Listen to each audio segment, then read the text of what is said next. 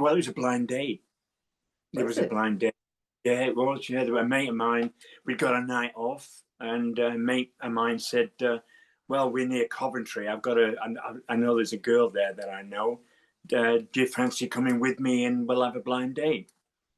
Well, I mean, I said, yeah, why not? I had no money or anything like that. I mean, I had not three number one hits. I had 3 hits, right, in the charts by then. And she didn't know who I was. And I had no money. So it was a good meeting. As soon as I saw her, I thought, wow, she's beautiful. And is she still beautiful today? She is. Of course she is. She's as beautiful as I am. It's a shame you get older, you know?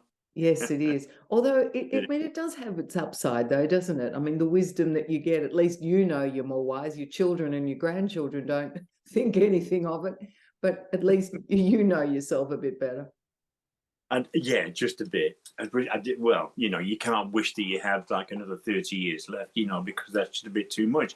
But now, you know, I do it a day at a time. You know, it's but you get yourself into something when you've actually not even looking forward to ever doing anything again. But you know, as you said before, that when I left the Hollies, I stopped hitting the high notes. You know, so my voice was wavering even when I was on stage, and people began to notice. So I had a discussion with the boys previously to that, and they said, well, let's see how it goes for the next 3 months. And it didn't get any better. But I was doing a concert in the north of England when I got a phone call from my wife saying that she'd just been diagnosed again with a second cancer, and she was, you know, I wanted to get home straight away, which I tried to do, but it took me 3 hours to get there. She was interested in a bad way, quite, you know, normally would be like that, wouldn't you?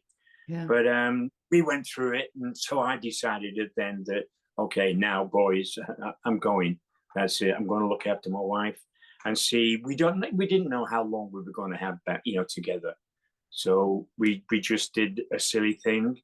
After Jenny had been through the treatments that she had, we decided to go abroad, and we bought a place in South Carolina, in Hilton Head Island, it's called, and it's beautiful. It's not like America at all. There are no billboards. There are no night lights.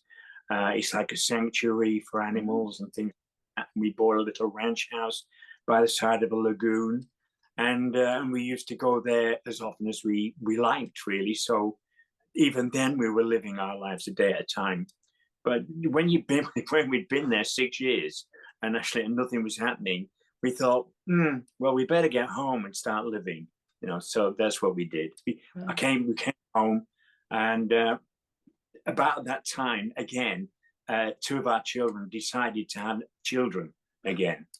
But we'd already got like two 20-year-old grandchildren, but then these little things came along.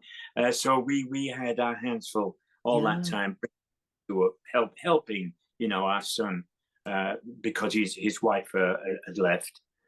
So we were there as parents and grandparents, and while Tim was going out and doing his job like he should have done. And it was great because, you know, when you do it the second time round, you know what to do. You know what I mean? You really know what to do, and you don't let them get away with anything. So we've grown up with our grandchildren. We're all mates, and it's fine. Oh, and now so nice. Now I'm doing this. You know, it's crazy. Allan, tell me, Allan Clarke, tell me what year it was that you left the Hollies then, and Jenny was diagnosed with cancer. 1999. Right. 1999. Yeah, and funnily enough, my daughter was diagnosed with cancer about 6 years ago, and she's fine. You know, she's great. She's lovely. She's coming out of it. And I was diagnosed with cancer 4 years ago. But I'm all right as well. So we've had our fair share of this thing, but it's all gone.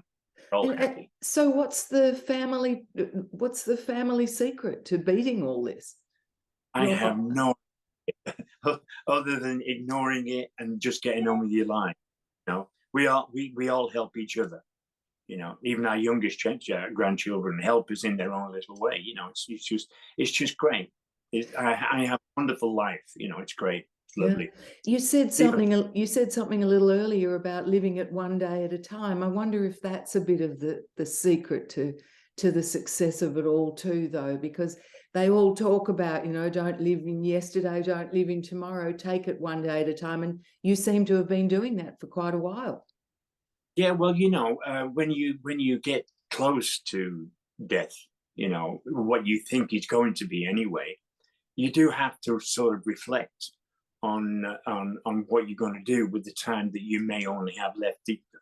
But you know, when you don't, it gets into your blood that thinking, yeah, I'm going to live a day at a time. Now, many years ago, I think it was about when was it? Got to get this right, 1979, I gave up drinking. You know, I thought it's about end now. You've had enough of that. It's not doing you any good. So, you know, you better get on your bike and do something properly. So from 1979, I've been completely sober. And with doing that, I've met a lot of people that I mix with, all quite like I was and they were. And we talk to each other about, you know, the things that made us do this and do that. And they helped me a great deal in a way that I was helping them in the same way. Yeah. And it's a beautiful way of thinking that, you know, you do only have one day to live at a time. Yeah. So it's less stressful. You know, you still have a lot of things thrown at you, which you've got to compete with. But all in all, it's been fine. Well, sorry. I would just wish everybody had it, you know. Well, I think the advice that you give out there is really, really good for a lot of people listening and watching this on YouTube, because if Allan Clarke is saying take one day at a time and keep your attitude positive, then a lot of people will probably take that up. I'm astounded by how many fans you still have today after so many years of doing this. It just blows me away. I put one little clip of Long Tall Woman after having a chat with Roger Cook onto my Facebook, and it's gone viral. Thousands and thousands and thousands of people coming in saying, we love Allan Clarke. Where is he? What's he doing? Well, I'm talking to you at this particular moment, but, you know, I've been trying to get Graham to do something for a long time. Well, when I say a long time, I've known Graham 76 years. And for 40 of those, I've been trying to get him to do an album with me again. And we both said yes, and he's agreed. And then something comes along, and another year goes by, then another year goes by. And it was about 5 years ago that I presented to him with a Lifetime Achievement Award for the, now they call it Americana now, don't they? Country and Western. It's all for the being who he is and what he did with, you know, with Crosby, Stills, Nash, and sometimes Young. And I actually he didn't know that I was going to be there to present it to him, and it was quite emotional. It was really quite emotional that, you know, me and him were stood on the stage with our arms around each other, you know, and going, but what's happening, you know? And it was, I think that broke the, it broke the chain, you know, in a way that we both looked at each other and said, we better do something, and let's do it soon. And that was I was working at that particular time on making my first album, which was Resurgence, which I was just doing for a bit of fun. You know, I got onto my PC, and it had a little thing at the bottom which is called GarageBand, yeah, which I never looked at. You know, I just thought, oh well, what do you do with that? And I started writing lyrics when I was going through having the radiotherapy and all that. I started writing lyrics out, and everybody kept saying, well, why don't you put it to music? Well, not being able to get up there, you know, anymore, I thought, well, I'll try it a bit deeper, you know. So what I've been doing now recently is that I've been trying to stretch myself just a little bit higher each time that I record something. But then it comes to a part where you can't get past it. So then I go, okay, that's my range. I'm going to keep it between that, and I'm going to see if I can write some songs. And I did for Resurgence, never thinking it was going to go anywhere. I have a friend in Los Angeles, Sol Davis, whose wife is Carla Olson, who's quite a famous singer in her own right over there. And he's been trying to get me to record a record for the past 20 years. Ever since I left the Hollies, been saying, come over to Los Angeles, let's do some stuff. You know, no, I said, no, I'm not doing it. I thought that was it. My being in the limelight is over and done with. And then this thing with Graham, and me writing these songs, sending them to him, and him going, hey, wow, these are great. Not thinking, okay, well, they're great, so what? You know, they're a good song. So sorry, had you lost your confidence because of the loss of range in your voice? You thought that your singing career was over? It wasn't losing confidence. It was actually losing your voice. You know, all those songs like High and Heavy, and even Long Cold Woman is pretty high. And the Air That I Breathe, and all the other stuff that I used to do with the Hollies, which was very high. You know, Ron Richards, our producer, used to push us, even in Graham's time, to get that sound that Graham and I had together, the whole sound. And I think that you may have stretched my voice just a little bit too much, because when you get to a certain age, and you know, so I recorded Ian Heavy in the air, and was it The Air That Breathe was about 1974, right? Sorry. So I'll just get rid of this. Oh my God. What was it, your phone? Oh, it's a guy called Tony King, who was in Badfinger, who's currently in the UK. And I'll just kill this WhatsApp, who tends to call me at all hours. I apologize for that. I've killed it now on the computer. I do that. Well, I'm talking to you. He wants to bring his super group here to Australia and wants me to help him. Anyway, that's not my...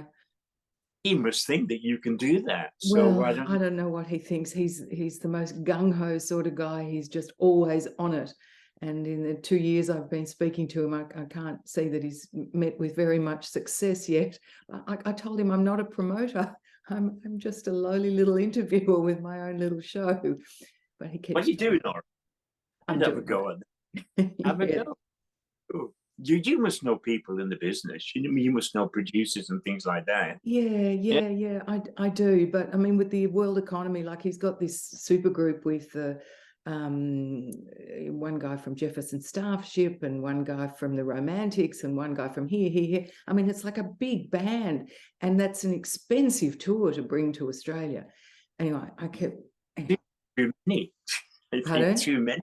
Yeah, too many. Yeah, that's right. And he's so accommodating. Oh, and I love this one, and this one should come. And Ginger Gilmore is part of it, David Gilmore's ex-wife, and this one and that one. And it's like, Tony, it's just grown out of proportion here. He's very excitable and enthusiastic. Anyway. Sure.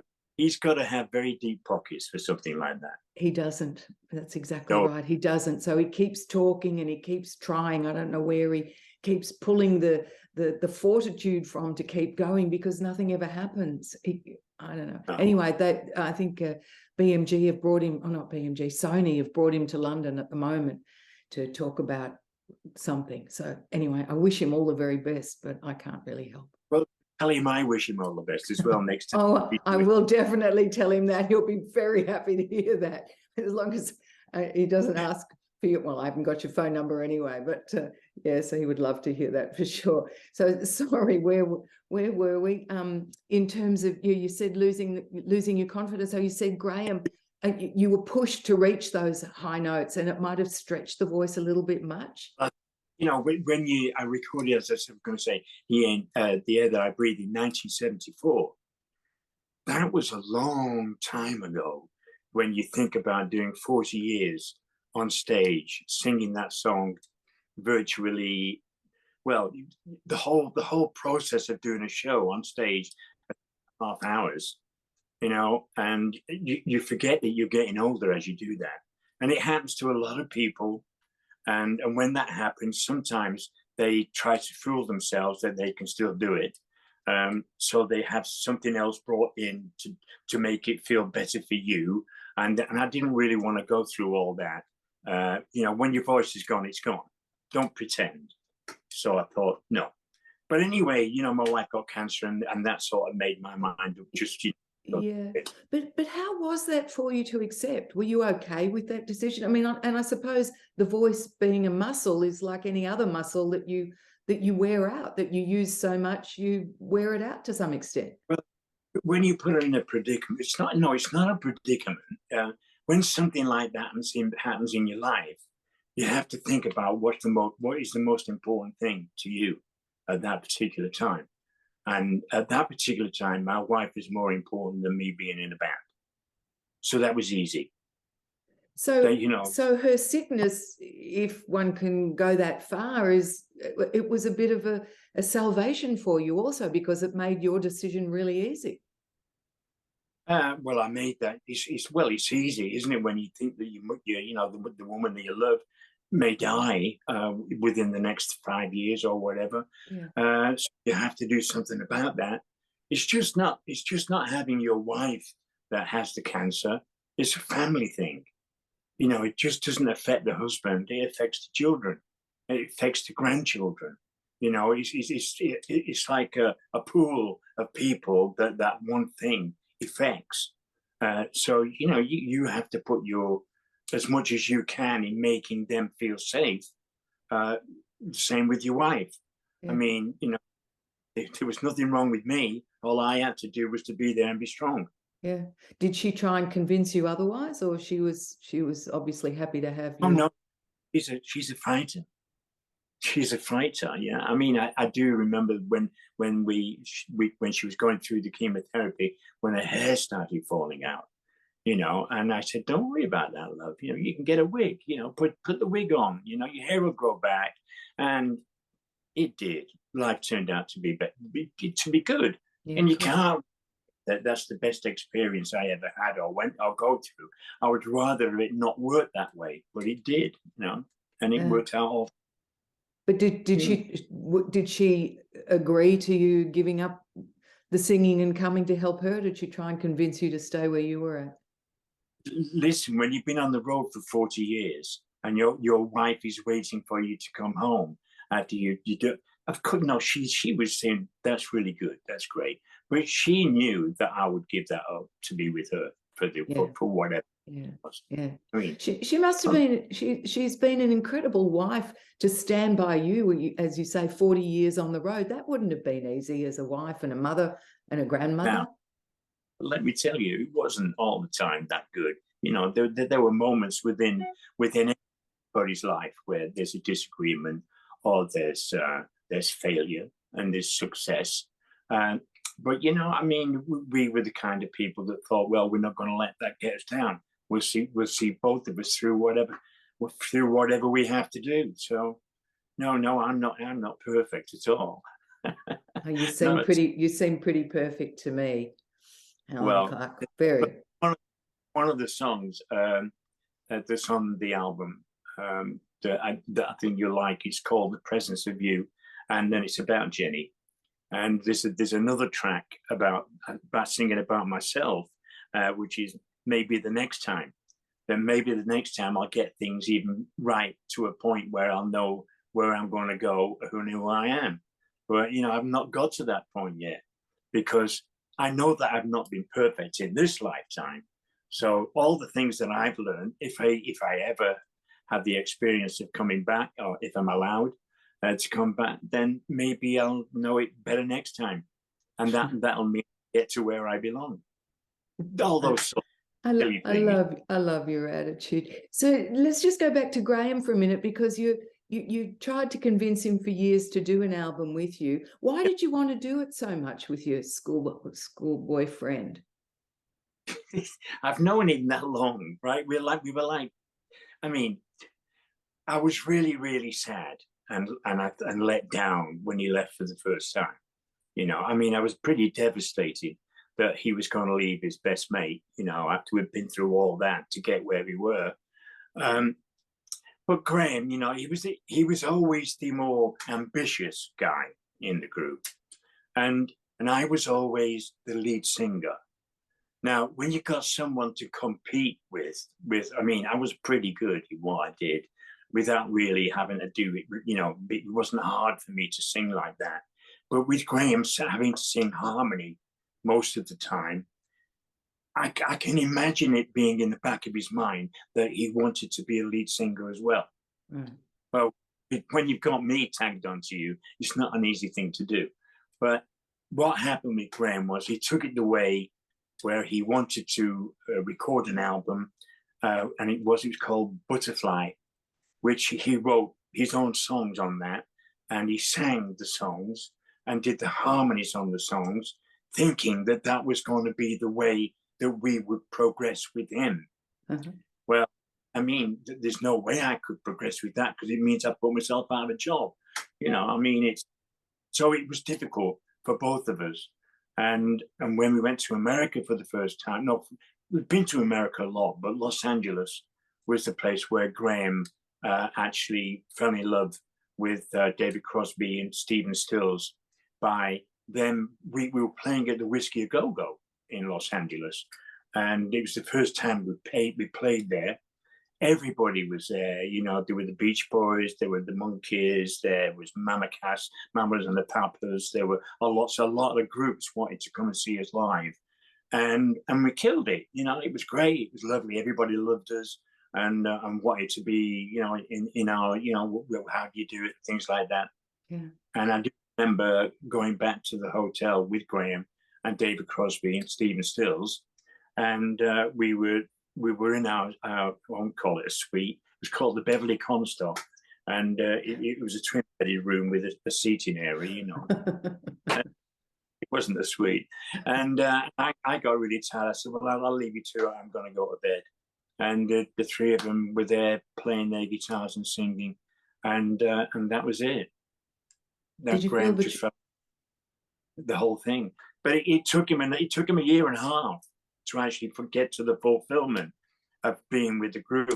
And over that year and a half, there were times when I used to question, where's Graham gone? Oh, he's gone off with Mama Cass somewhere, you know, and things like that. Oh, right, okay. You know, so he was less and less in my life in that year and a half.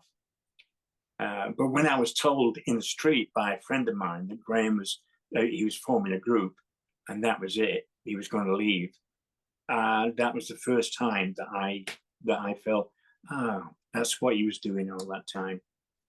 Anyway, I digress, and everything was okay. But it's a super interesting story. I can imagine you would have felt completely betrayed, and especially for the fact that he didn't tell you about it. You heard about it from somebody else too. Well, he does say that there was a lot of hints on the way, but I didn't see any of them, because but I think what Graham forgot at that particular time, I had a family. You know, I had two kids and a wife at that particular time, and you know, I might not have made it without him. You know, he would have left because he was a leader of a kind. You know, so if he left and I couldn't have pulled the group together and get through, then I don't know what my life would have been like by not having how it meant to be, how it was. Yeah. But the best thing for me was that Terry Sylvester came along.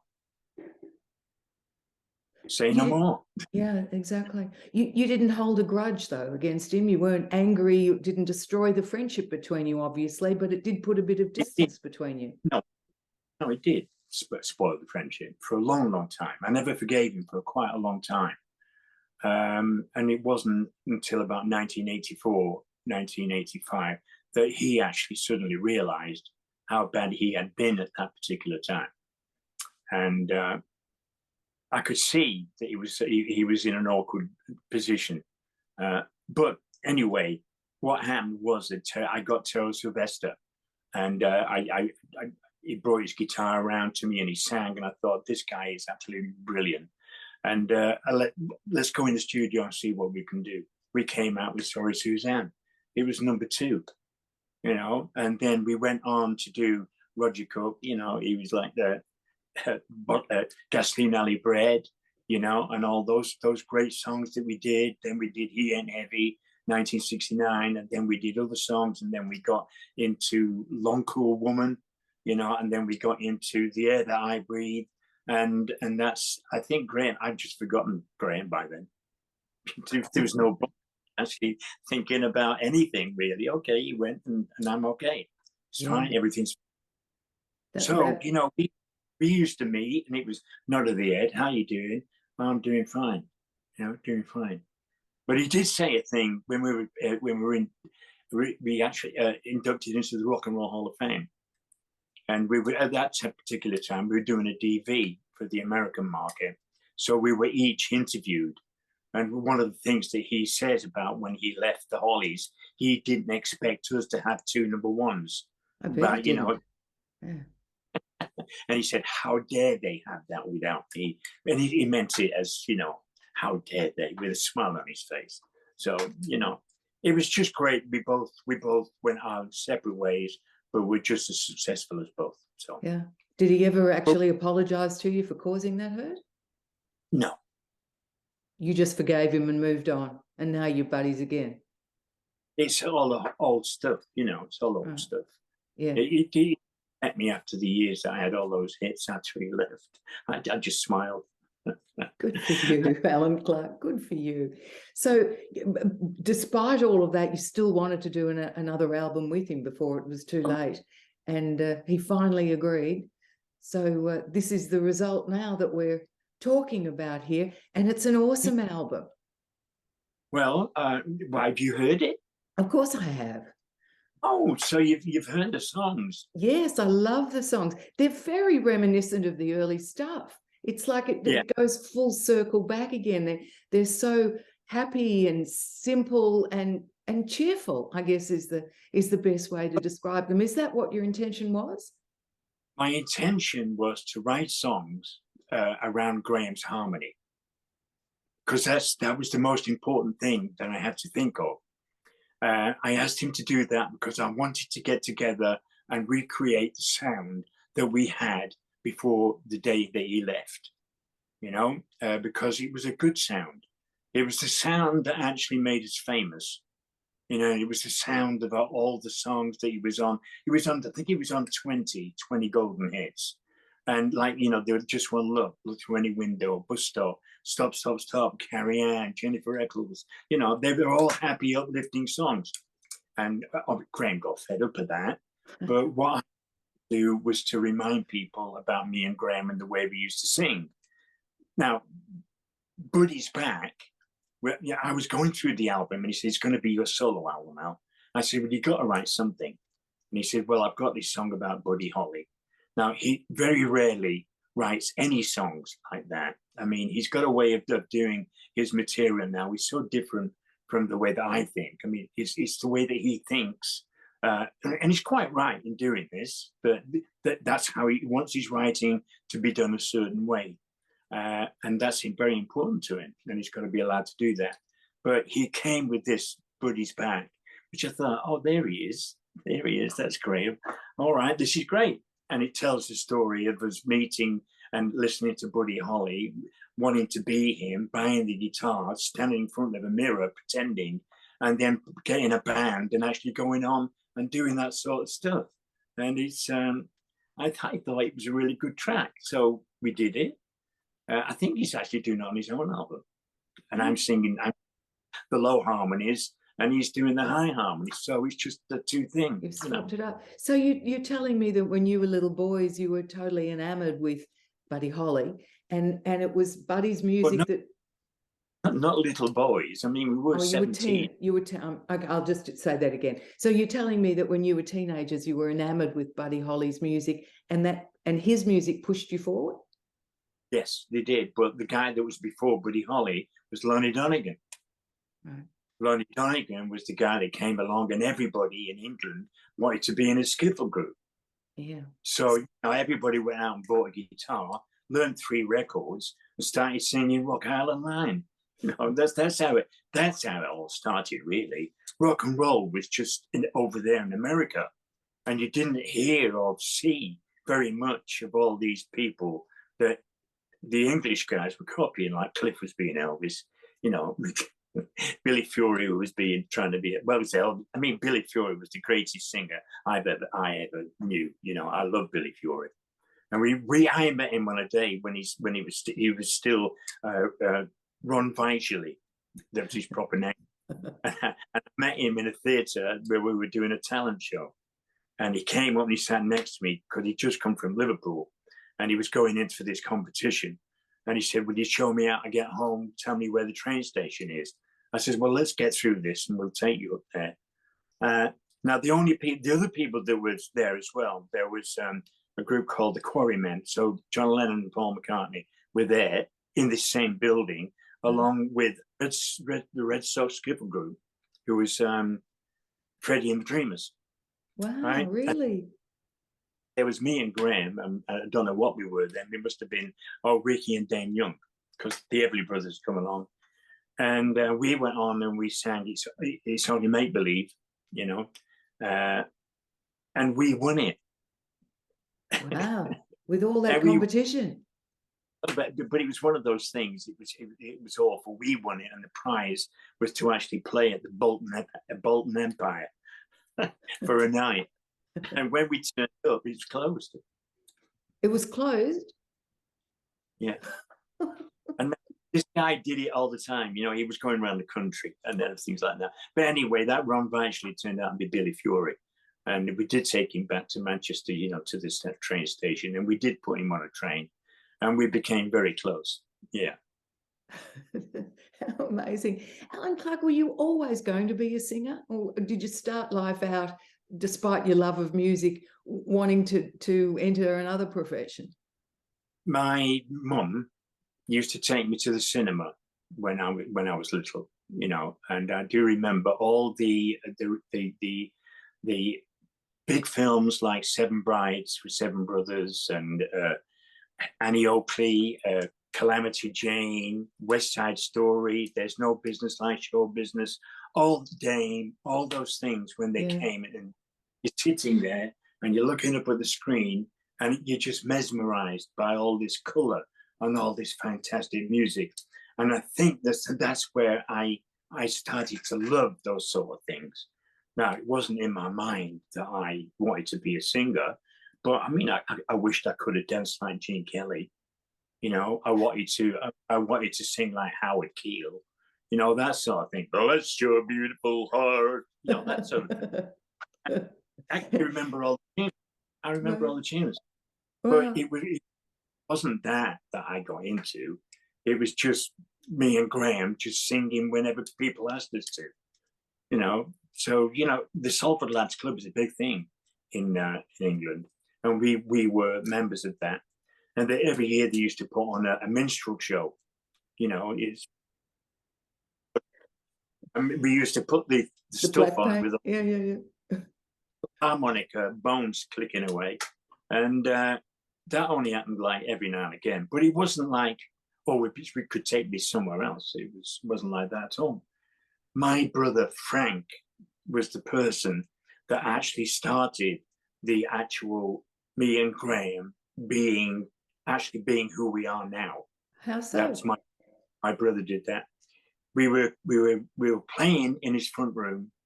I think we were learning Bring a Little Water, Sylvie. And he came in and he said, you know, you should go to one of the clubs and see if they'll put you on. Now, Graham and I were both 14 and, you know, short trousers, 2 guitars. I think one was on with a piece of string. I'm not too sure. But I said, well, why? No, he said, let's go on. The club's called the Devonshire Club. And he took us there, and it was owned by an ex-wrestler. And you know, his nose was all over the place and that sort of thing. And he actually said, okay, boys, the strippers are coming off now. So what we want you to do, he said, go on and do 3 of your songs and we'll see how you go down. So we went on, not expecting anything. because the whole club was like a haze of woodbines and the beers and cloth caps and all that sort of bit. We did the 3 songs, and we ended with Rock Island Line. And at the end of Rock Island Line, we used to go very fast. When you do all that sort of thing, and then stop. There was like silence, and then the crowd just went, whoa. So we thought, oh dear. And when we came off, the guy gave us 10 bob. Now That it's would have been a 50p. fortune, yeah. Well, not a fortune, but it was more than I'd seen for having spent or anything like that. And he said, if you want to come back next week, I've got some other clubs that I'd like you to play at. Ah. My brother hadn't have done that. There wouldn't be any Crosby, Stills, Nash and Young. There wouldn't be any Hollies. And, so, I really thank my brother for doing that. Amazing. So it was always the harmony that you and Graham made. That was the special gift that you had together, yeah? Any song you want to sing, we'll sing it and need harmonise. No thought about it. Just do it. You don't have to practice. There's no rehearsals. No, not at all. Well, so, is that because of the chemistry between the two of you, that you can just fall in with each other like that? Well, it's like Morecambe and Wise, isn't it? Those 2 guys belong together. It was like, who was it? Jerry Lewis and Dean Martin. Yeah. They had to be together. Abbott and Lou Costello, all those great people. They had a chemistry together, which was there. They didn't have to practice it. It was just there. And that's me and Graham. Yeah. And you obviously still have that 60 years later, because this latest album, I'll Never Forget, showcases that harmony beautifully. Yeah. And I wrote those songs specifically for that reason. Which is your favourite track on there, Alan? Well, when I play it to the family at first, and of course everyone picks a different song. But I think the one that means most to me is The Presence of You, and the other Jennifer. one, Shine a Light, because that's what actually happened. I was in the darkness, and all of a sudden I was in the light. They're all sort of emotions that I felt in my own life. So you're saying you were in the darkness and then there was the light. Are you talking about when you actually met her? No. But I could say that. I mean, I've never ever thought of all the songs that I've written. Jenny said, "Well, why haven't you written a song for me?" But all my songs were about her, really. It's just that you have to have a story about someone else other than your wife. You can't say, "Well, Jennifer Eccles, let's put it that way. She was Jenny." But let's just talk about Jennifer Eccles for a second, if you don't mind. That was about Jenny, but her name wasn't Eccles. Where did that come? What were you doing there? That was Graham's first wife. Her maiden name is Eccles. So, we'd recorded a song called King Midas in Reverse, which again was one of Graham's babies. He wanted to do what he wanted to do on it. Ron Richards, our producer at that time, said, "I don't think this song is good enough." And Graham said, "Well, I want to do it." So we gave him his head, and I thought it was pretty good. When we finished it, we used an orchestra, which we never normally used. And I think it came in at number 15 and then went out. So that was not a success as far as we were concerned. And Graham was very disappointed that it hadn't really done better. And we were in Graham's apartment. Graham and Rose is his wife's name, in his apartment. And Jenny was out and I were there. And we had a few drinks. And I think there was something else passed around. And we said, "Well, let's write a silly song." So Jenny wrote the first 2 lines. Then I came in, then Graham came in. Rose didn't do too much on that one, but we finished the song and we thought, "Oh, well, that's a really silly song." If you think of it like that, because of the experience you had before, you would think it was a silly song. Took it to Ron Richards. He says, "Great, let's record it." We recorded it and it came in at number 2. Incredible. That was got another point that Graham thought, really, I don't want to be a part of this anymore. Jennifer Eccles is not where I want to be. And now, all these years later, I completely understand what he was thinking and where he wanted to be. Yeah. So that was another starter of the emotion for Graham to. Right. So so you're getting jiggy with all of the hints that he was giving you. You can see them now in retrospect. That's it. Yeah, sure. Yeah. So this latest album, I'll Never Forget, Allan Clarke, seems to be a complete return to those days of the 60s and 70s when life was a whole lot more simple, when all any audience wanted was an uplifting sort of a song. Do you think that the time is right now for that particularly? Well, I don't know anything else. You know, I'm not going to try and be Ed Sheeran, you know, or I mean, I'm not going to write a song like that and pretend it's going to be from my heart. You know, I'm rock and roll. I've been rock and roll all my life. That's the music that I like and I love.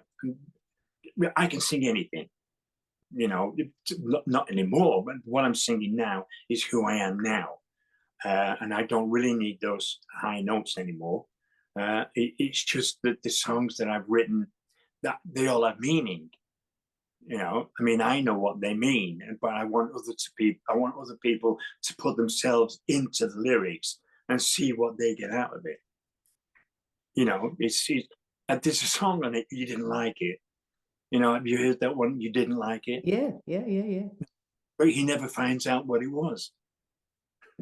You know, he's wondering why his woman has left, and it must have been something that he did. So the chorus is, you didn't like it. You didn't like it, but I don't know why you didn't like it. So it makes people think about what that thing was. All depends on what's in your mind at the particular time you hear it, you know. Right. So, and someone listening to it obviously can put their own interpretation onto that. Yeah. So, really. So what was it in your mind that you didn't like? I just thought it was funny because, you know, sometimes, you know, in life, in anybody, you know, you'll have a discussion with somebody and they'll say, oh, I don't like that. And I say, well, what do you mean you don't like it? You don't understand why that person doesn't like that particular thing. But, you know, people live by vibrations. Music is a vibration. So if you're not attuned to the vibration of that particular song, you're not going to like it. So the person who really loves it is in that vibe, and they can't understand why that other person doesn't like it. Yeah, okay, that makes sense. I like it. Yeah.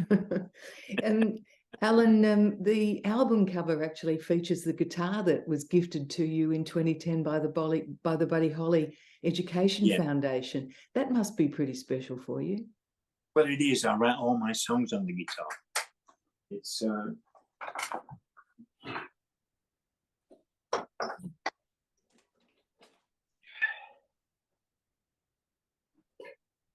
wow. That's it. And that's, yeah, I see it. Wow. Now that's the cover. This is the guitar that's on the cover. So. And you telling me, and that was Buddy Holly's guitar? No. What he was, this is a copy. They had 25 copies made. One of these frets was on the original Buddy Holly guitar, and I don't know which one it is. It kind of goes with the song we were just talking about. But the funny thing, when they gave it to me, and this one's called Peggy's Who Got Married, each one has a different name of the guitar. And when the guy gave it to me, he said, it's Mr. Bradley Sr., who's the head of all this. And he said to me, Allan, he said, I'm going to make your guitar special. I said, why is that? He said, I'm going to have Peggy Sue's wedding ring embedded in the guitar. Now, I mean, the real wedding ring from Peggy Sue. Really? In this. I said, no, you can't do that. I said, there's no way that I'm going to have that in my guitar, knowing that I lose lots of things. So I'm definitely not going to take the responsibility of having that genuine thing in my guitar. No, so he's still got it, but he keeps saying to me, go and put it in the guitar. So. Wow. I'm glad to hear you say you lose lots of things. I do too. I wonder if that's a factor of age. I don't know. I think it's not thinking the right thing at the right time. Not living in the moment, right? Moment, yeah. Yeah, I think you're right. Allan, is there anything left on your bucket list, or have you now ticked everything off and have accomplished everything that you set out to in life? I don't know. I'll have to wait until I wake up in the morning. That's great. So you never planned out your career. You never, I mean, the only thing that I get from you, the enduring thing was that you've been at Graham for all of this time to do this album with you.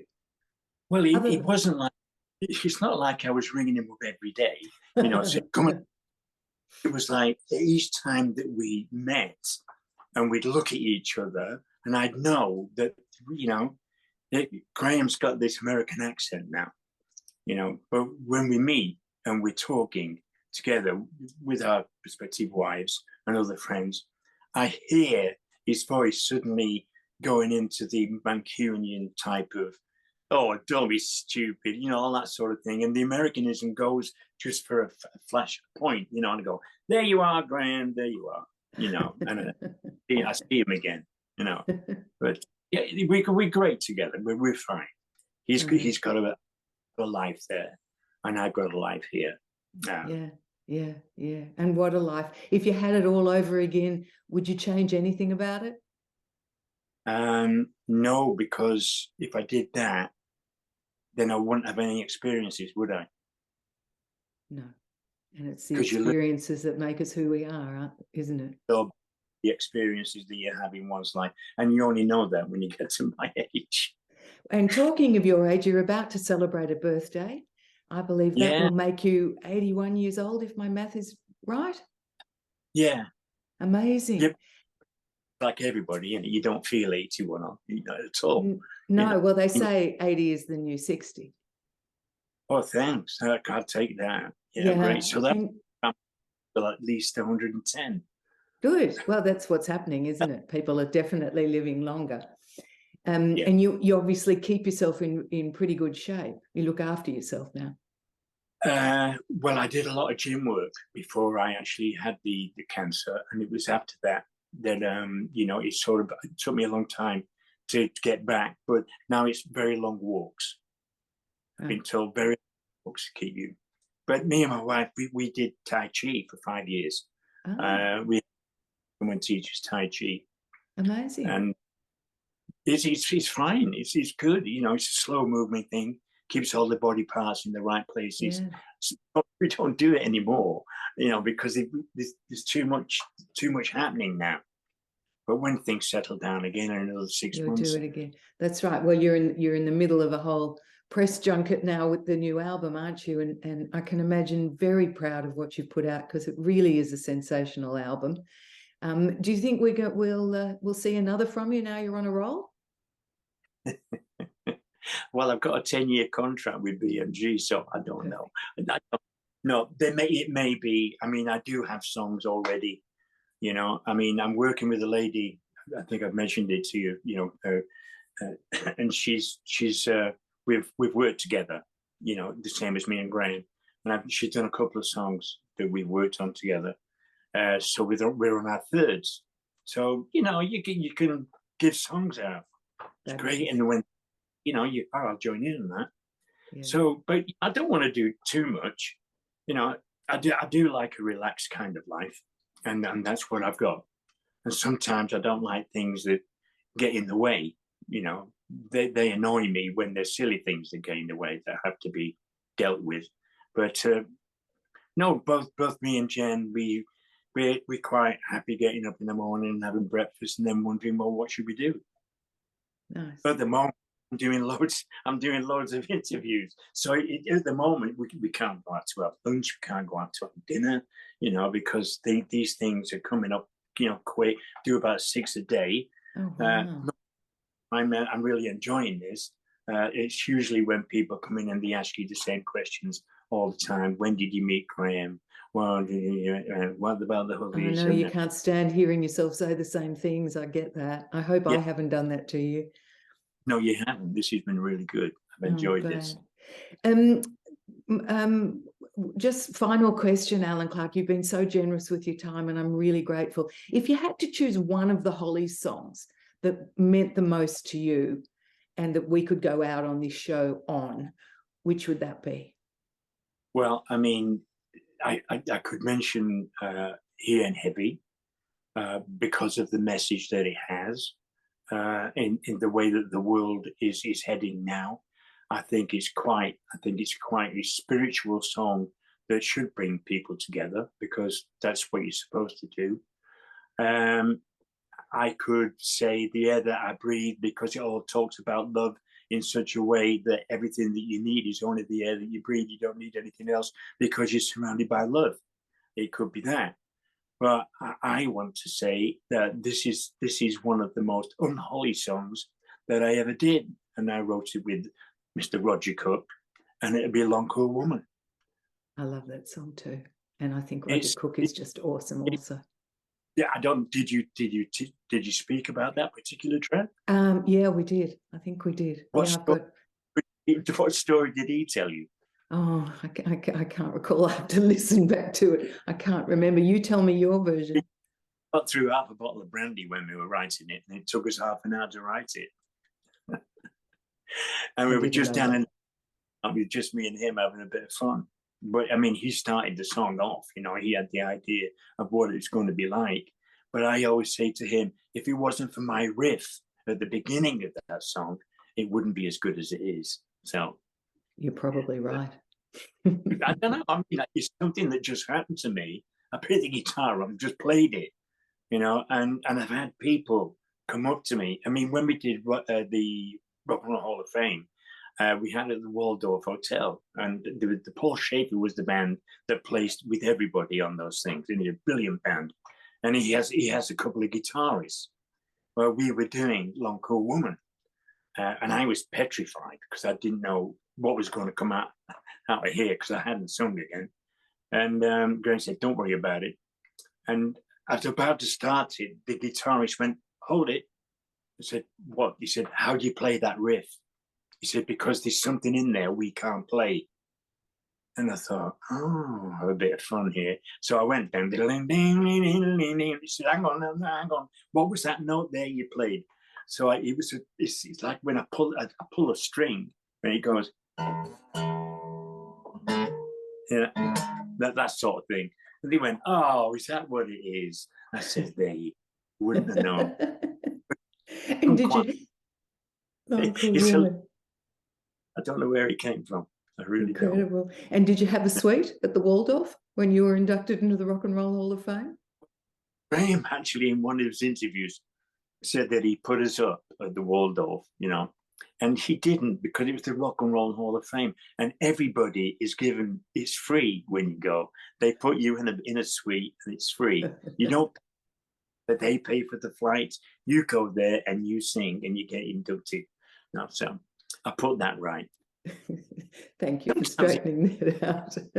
I put Alan up for the Ritz, you know, it's just not true. Yeah. Allan Clarke, fabulous chatting with you. I'm so grateful to you for being so generous with your time. What awesome stories you tell, and what an exceptional person you are, apart from being a brilliant musician and singer. Well, yeah. And very humble as well. Thank you for your time.